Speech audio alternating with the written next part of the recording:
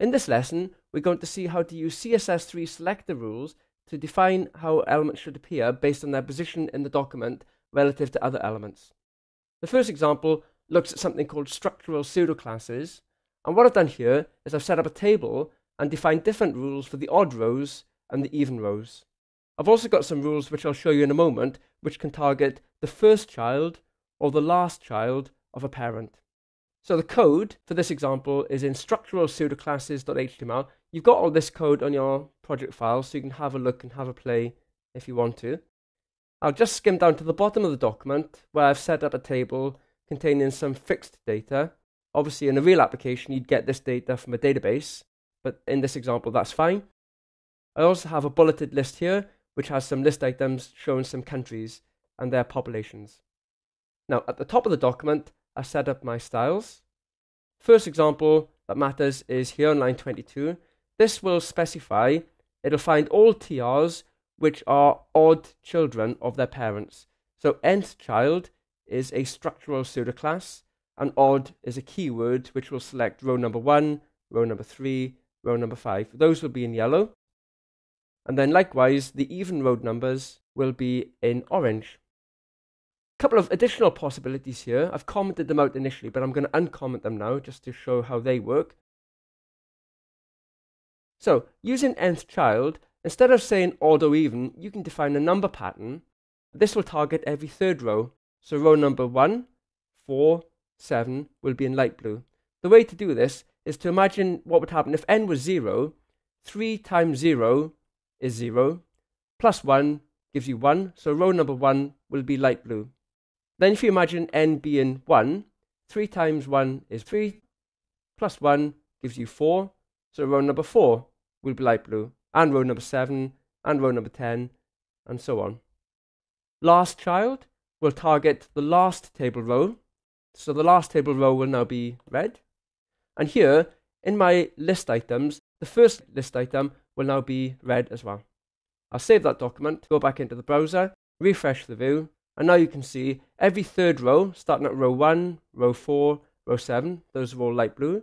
The last one is red, and in my list items, the first list item has a red font color now. Okay, so moving on, next thing we're going to look at is something called child combinators. That's actually the real term for it.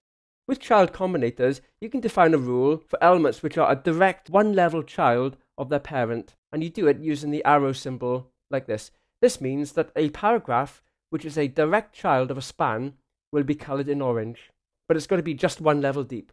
So in my span here, the first paragraph is 1 level deep, but the second paragraph is 2 levels deep because it's nested first of all inside the B and then inside the span. I have another paragraph down here, but this paragraph is 2 levels deep. It's nested inside the I, then it's nested inside the B, and then it's nested inside the span. So in this example, only the first paragraph is a direct child, so only the first paragraph will be in orange. And if I go back into the browser, only the first paragraph is in orange.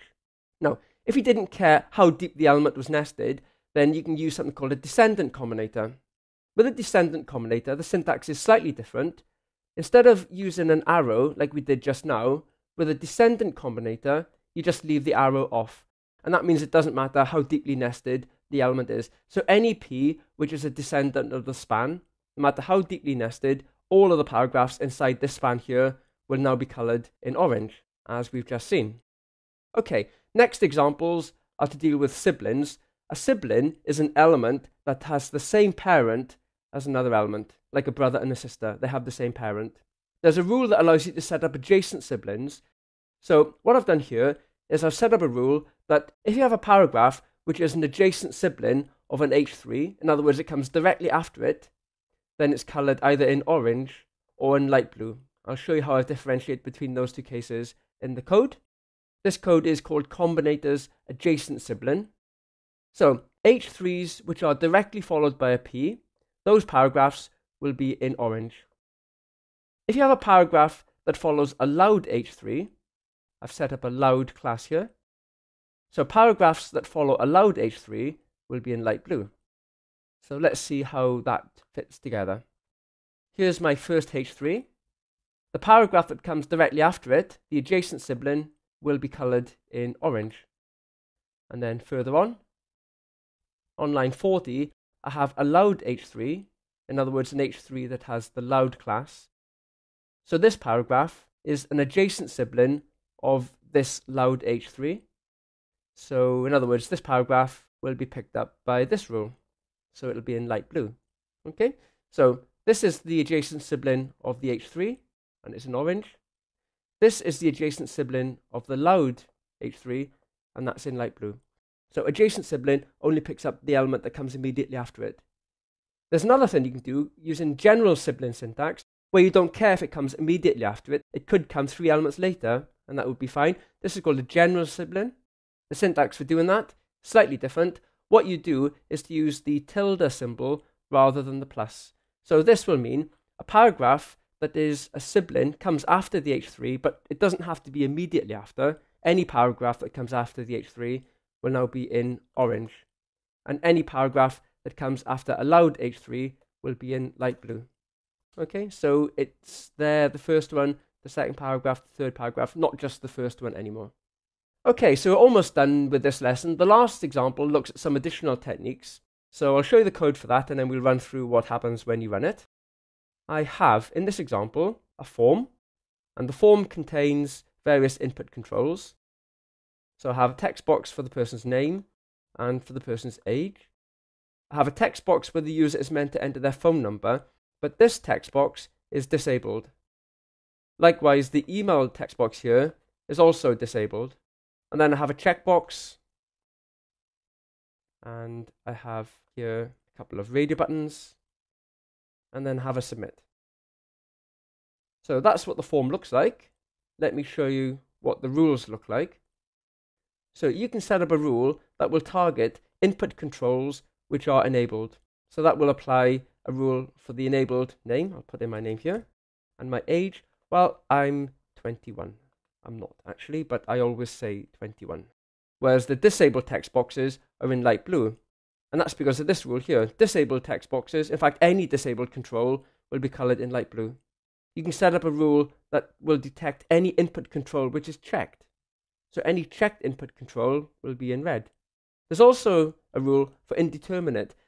You can have a web form where a checkbox may be enabled or disabled or indeterminate. A little bit unusual, but those will be coloured in white. And then further on, this allows you to set up rules based on whether text is selected. Any element which is selected. Now at this point, there are Microsoft extension prefixes, MS, Mozilla, that represents Firefox, WebKit represents Chrome and Safari, and then Opera.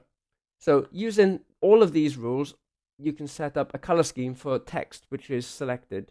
In my web form, I'll show you what that looks like. If I select some of the text here, then it appears red on white. So that's the end of the lesson. I'll just recap on what we've covered.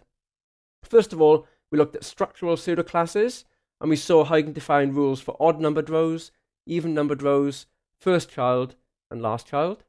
Then we looked at child combinators, where you use an arrow to indicate that it has to be a child element. Then we looked at descendant combinators, where you leave out the arrow, and it picks up elements which are nested no matter how deeply nested they are. Then we looked at siblings, either using adjacent siblings, which use the plus syntax, or a general sibling that use the tilde. And then finally, we've looked at some additional techniques which allow you to define rules based on whether elements are selected, enabled or disabled, checked, and so on. Very powerful techniques, and you'll find yourself using these a lot in your web forms.